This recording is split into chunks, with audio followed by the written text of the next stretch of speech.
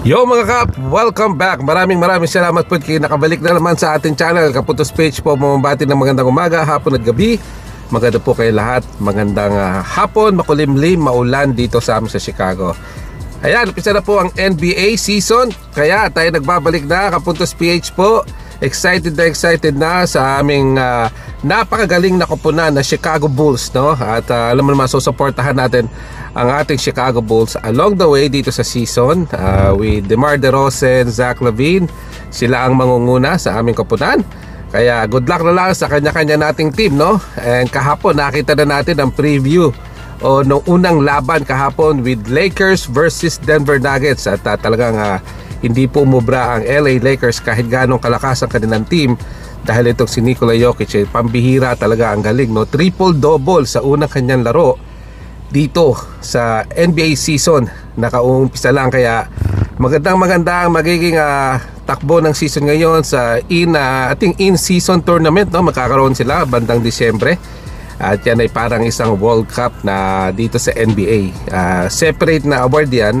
At malalaman pa natin yung details, medyo malabo pa hindi pa natin masyado alam niya, kaya i-explain lang natin, pag-aaralan natin sa susunod.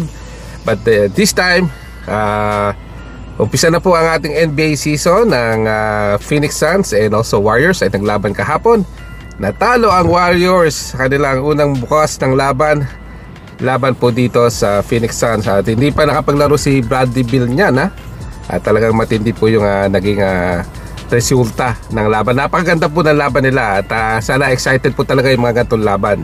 Mamaya may laban na ang Mavericks syempre at Spurs. Kabang-abang itong si Wembanyama. Isa po sa talagang nagpapa-excite sa mga manonood ngayon, itong si Victor Wembanyama. Pruweba na kahit hindi malakas, malaki yung pangangatawan, basta maliksi at talagang determinado sa kanyang laro, ay talaga pong magkakaroon ng malaking impact sa kanyang koponan. So ang San Antonio Spurs ay isa sa mga team na dapat nyong abangan itong season na to. At kung kayo po ay mga investor sa card, mag-invest po kayo kay Victor Wembanyama, dahil talagang yung mga cards niya ngayon talagang umaangat at talagang napakataas po ng presyo.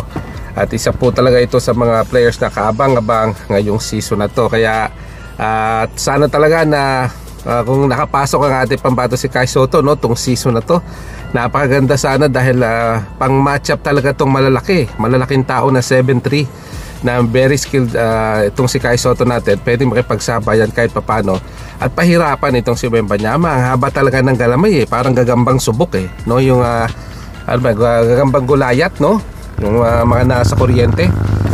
Itong si Wembanyama, yung mga galamay niya. Kaya itong ating pambato, si Bol, si Chet Holmgren, yan po talaga ang abang-abang ngayon, dahil malalahaba, dahil talagang malalaman ko sino pwede makapagbantay dito kay Victor Wembanyama. Isa sa mga reason dahil successful si Victor ay nagagawa niya yung gusto niyang gawin, no? Hinahayaan siya ni Coach P, no? Hindi ko na mabigkas yung last name, Greg Popovich, ay hinahayaan siyang gawin ang kanyang laro.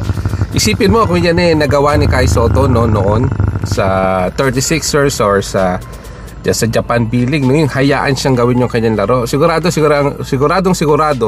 na makakapag-improve ang ating pambato na mabilis. Kaya talagang swerte itong si Wembanyama, dahil meron siyang go signal na gawin ang lahat ng gusto niya. And hopefully talaga maging stay healthy lahat ng players. Wala na tayong gustong masaktan sa mga laro ng laban ng basketball.